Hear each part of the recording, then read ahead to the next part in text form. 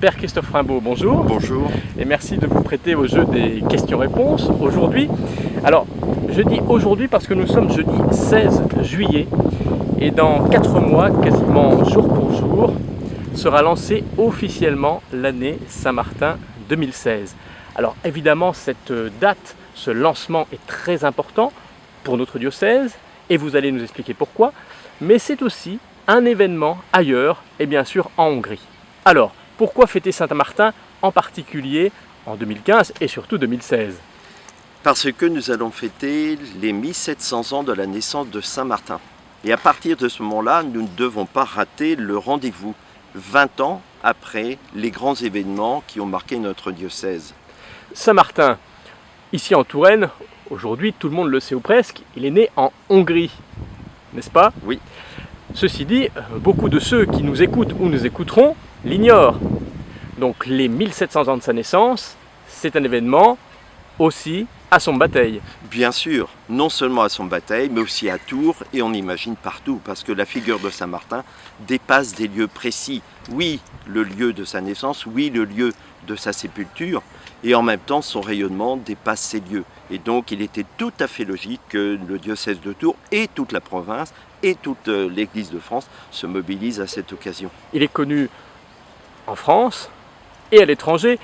En Europe, je crois, il y a des milliers d'édifices, d'églises qui portent son nom. Mais exactement, il y a un rayonnement tout à fait international. Le nombre d'églises qui portent son nom, le nombre de villages, le nombre de familles, le nombre de prénoms qui s'appellent Martin, Martine. Enfin, il y a un rayonnement extraordinaire de Saint-Martin. Et donc c'est un événement sans forcer non plus, mais quand même quasi planétaire. On le considère même comme le 13e apôtre. Oui, certains, une tradition, le qualifient de 13e apôtre. C'est une bonne idée parce que c'est vrai qu'il est une figure qui est accessible, tout à fait, opératoire, en sens qu'il est un modèle pour chacun de nous dans la foi, sur le chemin de la foi. Et à partir de ce moment-là, oui, Saint-Martin mérite d'être suivi comme un apôtre. On le présente aussi comme l'évangélisateur des campagnes de la Gaule. Mais justement, cela vient bien dire qu'il va rejoindre tous les hommes, toutes les femmes, quel que soit le lieu. Et c'est là qu'il est extrêmement parlant. C'est là qu'il est celui qui nous donne un modèle d'évangélisation, d'éternellement nouvelle évangélisation. Saint-Martin est donc né en 316, à son baptême, en Hongrie. Il est mort à Cande en 397 et son tombeau, rappelons-le, se trouve ici à Tours, plus exactement dans la basilique Saint-Martin, rue Descartes. Mais aussi, parmi les lieux importants à citer dans le diocèse, vous avez entièrement raison de citer ces lieux. Il y a aussi à signaler bien sûr la cathédrale, le siège épiscopal de Saint-Martin, ce qui reste de fait toujours marquant pour le diocèse, vous le comprenez bien, et d'autre part, Marmoutier, qui est le premier site religieux, de vie religieuse, fondé par Saint-Martin. Et qui a eu pendant des siècles une renommée et une aura considérable. Tout à fait, une aura en lien bien sûr avec l'Igugé, mais une aura, et ce site est en train d'être complètement revalorisé actuellement à l'occasion de cet anniversaire. Il y a quelques minutes, vous faisiez allusion à la date de 1996. Cette année-là, 1996-1997, on avait fêté donc le 1600e anniversaire de sa mort. Nous gardons tous dans le cœur un événement extrêmement parlant, extrêmement significatif pour le diocèse, et beaucoup de choses avaient été mises en place qui continuent de porter du fruit aujourd'hui. Il s'agit de reprendre ces acquis et maintenant d'adapter à ce que nous vivons aujourd'hui et d'aller bien sûr plus loin. Mais je salue très profondément et très chaleureusement tout le travail qui a été fait par ceux qui, à l'époque, avaient mis en œuvre ces événements de l'année 1996. Et rappelons-le, Jean-Paul II, à cette occasion, était venu à Tours. Oh, tout le monde s'en rappelle, bien sûr. Évidemment, un événement comme celui-ci, ça se prépare des mois et même parfois des années à l'avance. Alors ces 10 et 11 novembre, le diocèse a concocté un programme digne, j'allais dire, de l'événement. Alors toute une équipe a travaillé et continue de travailler d'arrache-pied depuis plus d'un an. En l'occurrence, rendez-vous le 11 novembre et précisément le 10 novembre. Nous démarrons le 10 novembre en fin d'après-midi à 17h30 précisément dans la cathédrale pour lancer cette année. Rendez-vous à 17h30 pour une déambulation, c'est ça? Alors en fait, il y aura 8 moments qui vont couvrir le 10 et le 11 novembre, donc 2015. 17h30, premier moment, dans la cathédrale Vêpres. Vêpres solennelle, inaugurale de l'année Saint-Martin, dans la cathédrale. À l'issue desquels nous nous retrouvons, deuxième moment, sur le parvis de la cathédrale pour lancer, comme vous venez de le dire, une déambulation à travers les rues de Tours, de la cathédrale jusqu'à la basilique. Et là, nous comptons bien sur la présence de très nombreuses personnes, et en particulier des enfants, que nous équiperons de lampions pour que ce soit lumineux et joyeux. Voilà, festif, donc avis aux familles, avis aux enfants, hein, de 7 à 77 ans, c'est ça? Au moins, non, bien au-delà, bien au-delà. Et bien avant. Hein. Oh oui, bien avant. Donc rendez-vous ce jour-là, le 10 novembre, vers 17h30 à la cathédrale, ou pour ceux qui ne peuvent pas, vers 18h pour la déambulation. Il y a plusieurs centaines de mètres, même davantage, qui séparent les deux lieux, à savoir la cathédrale et la basilique. Donc il faut, il faut se chausser en conséquence. On en reparlera, mais bon. C'est praticable. N'ayez crainte, venez tous. Tout sera balisé. Une fois sur place, à la basilique, qu'y a-t-il de prévu? Alors, troisième moment, dans la basilique, après une animation sur la place de Châteauneuf, nous nous retrouverons dans la basilique pour un temps qui nous permettra de découvrir, à l'occasion de la première année de Saint-Martin, de redécouvrir la figure de Saint-Martin, Saint-Martin le catéchumène. Et l'objectif, c'est de redécouvrir en quoi tout croyant est toujours en chemin de catéchuménat, est toujours en initiation, dans une démarche de pédagogie d'initiation. Donc avec le service du catéchuménat, avec le service des recommençants, nous pourrons nous ressaisir tous les croyants de la démarche catéchuménale qui est en fait le poumon et le moteur de la vie chrétienne. De 20h à 22h. Oui, puis à 22h commence la longue nuit, grande nuit de prière, d'adoration, de méditation dans la basilique de 22h jusqu'à 7h du matin, avec une alternance de célébration, une alternance de prière, une alternance de méditation et d'adoration.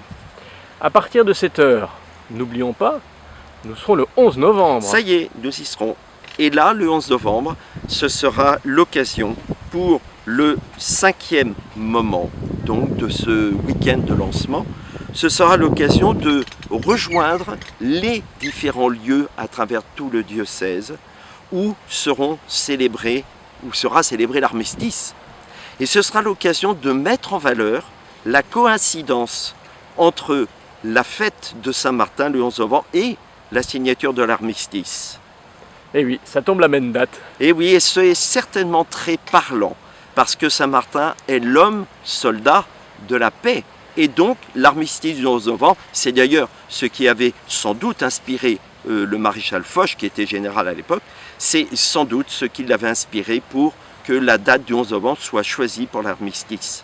Saint-Martin, artisan de paix, donc c'est cette figure-là, cette facette de ce grand saint que nous allons pouvoir découvrir ou redécouvrir. Tout à fait. Ce matin du 11 novembre 2015. Heureux les artisans de paix. Voilà le rendez-vous du matin du 11 novembre. À midi, il sera temps de reprendre des forces. À midi, nous reprenons des forces avec un repas partagé, table ouverte dans l'église Saint-Julien. N'oublions pas que Saint-Martin, il est la figure de la charité. Et à partir de ce moment-là, nous organisons, comme nous l'avons déjà fait d'autres années, mais avec un peu plus d'ampleur cette année, la table ouverte, la grande table ouverte dans les locaux et l'église de Saint-Julien. Ça c'est déjà fait, mais tout le monde ne sait pas à quoi ça ressemble. Mais justement... Alors ça veut dire que les chaises, les bancs sont poussés. Oui. À la place, on installe des tables, oui. d'autres chaises ou d'autres bancs, oui. pour que les gens puissent vraiment s'installer et déjeuner sur place. Et déjeuner sur place. Voilà, c'est le repas partagé, le repas du partage à l'image de Saint-Martin, offrant ce qui lui appartient, offrant ce qu'il est, se donnant à travers ce geste du partage du manteau à Amiens.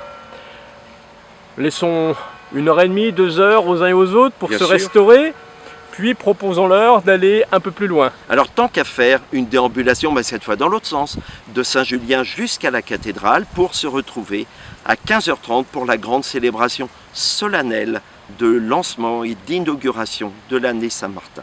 Juste une précision, l'église Saint-Julien est approximativement à mi-parcours entre la basilique et la cathédrale. Tout à fait.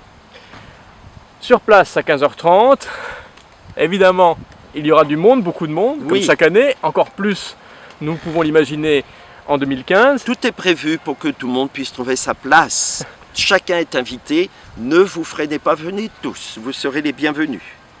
Donc messe solennelle, Messe présidée solennelle. par notre évêque, notre archevêque. Présidé par Monseigneur André 23, le cardinal André 23, et bien sûr avec Monseigneur l'archevêque et bien sûr d'autres personnes, sans doute le Père Abbé aussi de Ligugé, qui est bien sûr associé à toute la démarche au cours de l'année Saint-Martin.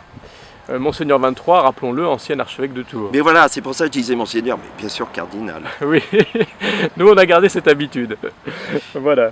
Voilà pour le lancement, j'ai envie de dire. Ça se terminera évidemment dans la joie, dans la bonne humeur. Alors ici. il est clair que nous aurons installé dans la cathédrale tous les lieux possibles pour que chacun puisse trouver place. Un espace sera réservé aux jeunes parce que les jeunes sont les porteurs aujourd'hui de la figure de Saint-Martin, qu'ils aillent le dire dans le monde entier. Et d'autre part, nous aurons tout un relais vidéo, tout un relais avec des écrans dans tous les coins de la cathédrale, y compris dans le déambulatoire, y compris dans le cloître. Des écrans géants, voilà. Et le verre de l'amitié, ici au Carmel, où d'ailleurs nous enregistrons aujourd'hui un très beau jardin. 4 mois avant, évidemment, il fait chaud, il fait même très chaud, il fera sans doute un peu moins beau, quoique souvent au mois de novembre, hein, c'est connu, souvent il fait doux. Tout à fait, et nous illuminerons le jardin pour que chacun puisse y venir. Et ce sera un verre de l'amitié un petit peu particulier parce que nous valoriserons, si vous voulez, la cuvée Saint-Martin, cuvée de vin, cuvée de jus de pomme, et puis le gâteau Saint-Martin, enfin, sera aux couleurs un verre de l'amitié à l'image de Saint-Martin. À découvrir donc ce 11 novembre. D'autres rendez-vous seront proposés jusqu'en juillet 2017. On ne l'a pas encore dit, mais cette année Saint-Martin, c'est une année qui dure plus de 12 mois. Alors en fait, l'année Saint-Martin va durer quasiment 2 années pastorales. Et c'est une chance parce que ça nous permet d'aller au fond des choses. Première année pastorale, donc 2015 jusqu'à la Saint-Martin d'été 2016, nous prendrons le temps de découvrir ou redécouvrir la figure de Saint-Martin. Je devrais dire les figures, parce que Saint-Martin catéchumène, Saint-Martin homme de prière, Saint-Martin évêque et pasteur, Saint-Martin d'abord soldat, enfin voilà, Saint-Martin homme du partage. Toutes les figures, nous pourrons nous les réapproprier, les redécouvrir. Et deuxième année pastorale, nous pourrons partir en mission fort de tous ces exemples, tous ces modèles que Saint-Martin nous donne, que nous aurons bien pris le temps de redécouvrir. Ce sera l'occasion de bâtir une année d'envoi en mission avec Saint-Martin à l'image de Saint-Martin. Est-ce qu'on peut donner quelques dates? Tous ceux qui nous écoutent les auront oubliés dans 5 minutes, mais ça ne fait rien. Alors allons-y. tout d'abord, prenons la mesure que le diocèse fait des propositions d'événements, de rassemblements extraordinaires au sens propre du terme et au sens bien sûr figuré, mais aussi nous comptons d'abord sur beaucoup d'initiatives locales. Ces dates ne sont donc pas les seuls rendez-vous. Nous comptons sur les initiatives au niveau des paroisses, des doyennés, mais aussi de la province, au niveau des mouvements, des services, pour que chacun puisse se mettre en route au cours de ces 2 années. Et je sais que beaucoup sont déjà en mouvement.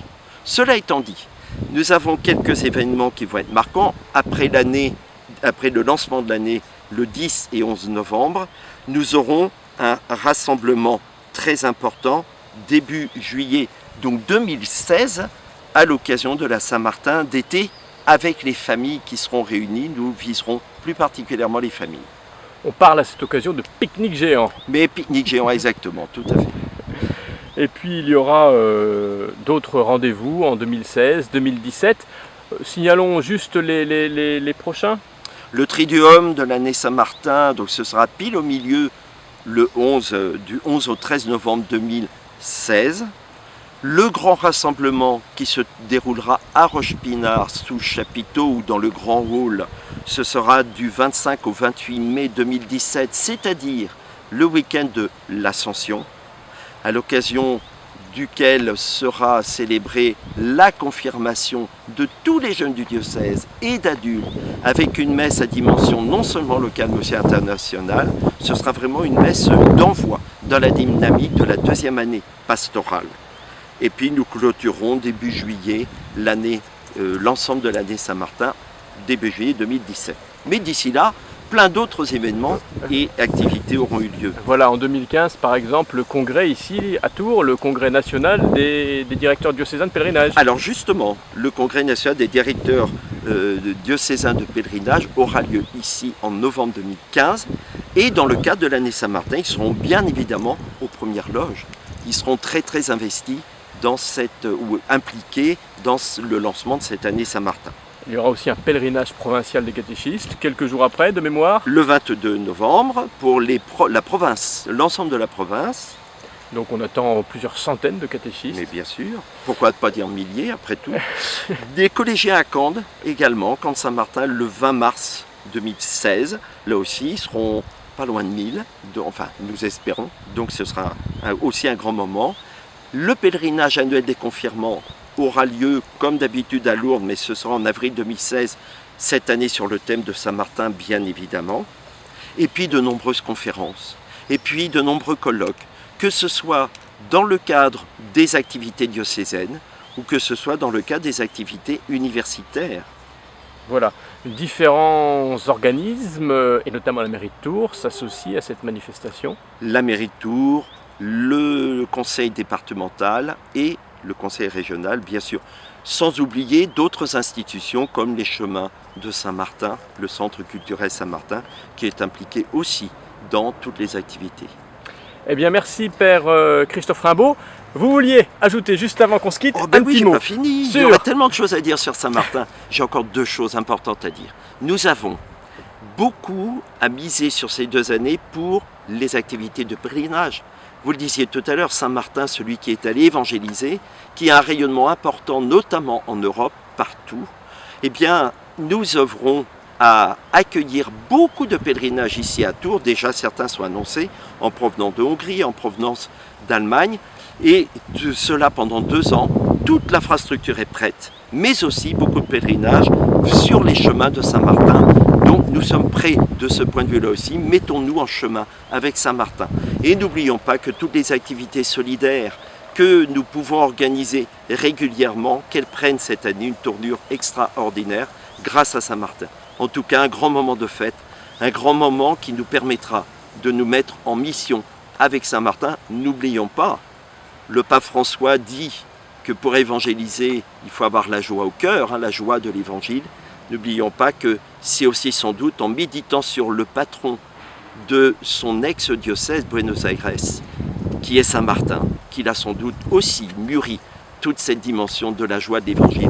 C'est ce que nous vivons sous l'impulsion de Monseigneur Robertin dans notre diocèse au cours de cette année Saint-Martin. Bienvenue à chacun et chacune. Eh bien, merci beaucoup Père Christophe Rimbaud. Je rappelle que nous avons enregistré cette interview ce 16 juillet, donc 4 mois avant, quasiment jour pour jour, avant l'ouverture de l'année Saint-Martin 2016. Il y a un site internet pour tous ceux qui souhaitent en savoir plus, et notamment pour les dates que nous avons mentionnées. Le site, le voici, www.saintmartin2016.com. Et une page Facebook, Saint-Martin 2016. Et félicitations à ceux qui gèrent, ou celui, n'est-ce pas, qui gère le site et la page Facebook. Merci. Merci à chacun et chacune.